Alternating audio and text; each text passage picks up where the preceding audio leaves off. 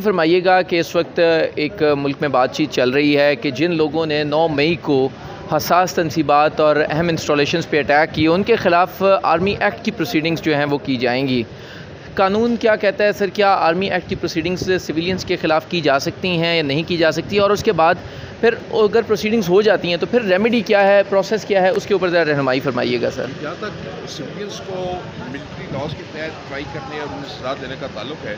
تو army act کی class section 2(1)(d) جو ہے وہ بڑا اس میں کلیئر ہے کہ کسی بھی سویلین کو کورٹ مارشل کیا جا سکتا ہے اور اسے آرمی کے قوانین کے تحت ملٹری لاز کے تحت جو ہے اس کو پروسیکیوٹ کیا جا سکتا ہے، اس کو ٹرائل کیا جا سکتا ہے اس کا، اور پھر اسے سزا بھی دی جا سکتی ہے۔ اس کے اندر کچھ ایکسیپشنز ہیں اور وہ ایکسیپشنز یہ ہیں کہ اگر کوئی کسی کو سیڈیوس کرے گا، فوج کے خلاف اگر کسی کو اکسائے گا، اور اس کے علاوہ یہ ہے کہ ایلیجینس جو ہے گورنمنٹ کے خلاف، گورنمنٹ کے ساتھ ایلیجینس کو اپنے آپ کو ڈس ایسوسیٹ کرنے، یعنی ایلیجینس نہ دکھانے یا شو کرنے کے بارے میں بھی اگر کوئی کسی کو سیڈیوس کرے گا تو وہ بھی آرمی ایکٹ کے تحت جو ہے اس کو ٹرائی کیا جا سکتا ہے۔ اس کے علاوہ اگر کسی ملٹری انسٹالیشن کے اوپر اگر کوئی اٹیک کرے گا تو یہ بھی 2(1)(d) کی جو ایکسیپشنز ہیں یا جو پروویزو ہے یا جو وہ کنڈیشنز دی گئی ہیں اس کے اندر وہ فال کرتا ہے۔ لہذا یہ بات تو اب بڑی کلیئر ہے کہ ایک سویلین کو بھی کورٹ مارشل کیا جا سکتا ہے in terms of the provisions which I have referred, that is section 2(1)(d). یہ بات تو اپنی جگہ پہ کلیئر ہے۔ اب جو آپ کا دوسرا سوال ہے وہ بڑا امپورٹنٹ ہے۔ آلتو ملٹری لاز کے اندر بھی جو ہے وہ ایک جہاں پہ ان کی کورٹ ہوتی ہے، اس کے بعد کورٹ کے بعد اپیل کا بھی ایک پروسیس ہے، اور الٹیمیٹ اپیلیٹ اتھارٹی جو ہے وہ ان کی چیف آف آرمی اسٹاف ہے، اور چیف آف نیول اسٹاف یا چیف آف ایئر اسٹاف جو بھی ان کی چیف ہوتے ہیں وہ ہیں، وہ دیٹ از دیئر۔ لیکن اس کے علاوہ جو چیز بڑی امپورٹنٹ ہے اور جو جیسا کہ آپ جانتے ہیں کہ جتنے بھی کوئی سویلائزڈ کنٹریز ہوتے ہیں یا ڈیموکریٹک کنٹریز ہوتے ہیں ان میں سویلینس کو انڈر دی ملٹری لا جو ہے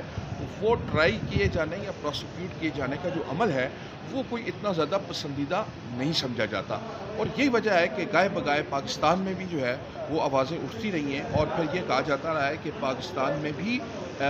جو جوڈیشری ہے اس کو ایگزیکٹو سے جو الگ کرنے کا ایک پروسیس ہے، اور جو انڈیپینڈنس آف جوڈیشری ہے، اور particularly in terms of article 10A جو آئین کا ہے، فیئر ٹرائل ہے، اس کو اگر مد نظر رکھا جائے تو بظاہر یہ چیز دیکھی جاتی ہے کہ یہ اتنی پسندیدہ چیز نہیں ہے۔ لیکن بہرحال یہ ایک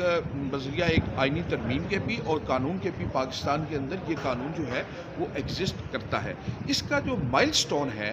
وہ پاکستان کی جو جوڈیشری ہے، higher judiciary, supreme court of Pakistan, اس کے اندر جو پریسیڈنس ہے وہ ایک سید زمان کیس ہے جو 2017 SCMR میں رپورٹ ہوا ہے، اور اس کیس کی ایڈجوڈیکیشن ہوئی ہے 2016 میں، اور اسے سنا ہے بینچ، ایک لارجر بینچ نے جو 5 یا 7 ججز کے اوپر مشتمل تھا۔ یہ جو ایک ججمنٹ آیا ہے اس میں فرسٹ ٹائم یہ سوال اٹھایا گیا تھا کہ کیا اگر کوئی کنوکشن آرمی ایکٹ کے تحت ہوئی ہے اور وہ it is based on mala fide, it is without jurisdiction and it is coram non judice, تو کیا ایسی صورتحال میں پاکستان کے آئین کے آرٹیکل 199 کے تحت جو ہے وہ عدالت جو ہے اس کا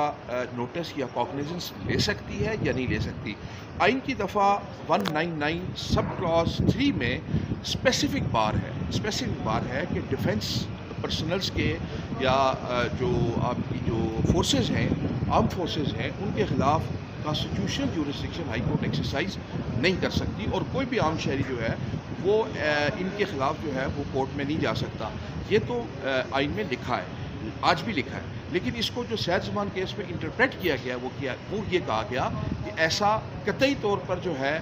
یہ اس کے اوپر بار نہیں ہے، there is no absolute bar, there are certain exceptions, جیسے میں نے آپ کو بتایا کہ اگر وہ بیلا فائڈی ہے، کورم نان جوڈس ہے اور وداؤٹ جورسڈکشن ہے، تو ایسی صورتحال میں کسی بھی کنوکشن کو جو ہے وہ آئینی اختیار کے تحت ہائی کورٹ کے اندر چیلنج کیا جا سکتا ہے، اور اس کی مثالیں بھی جو ہے وہ موجود ہیں۔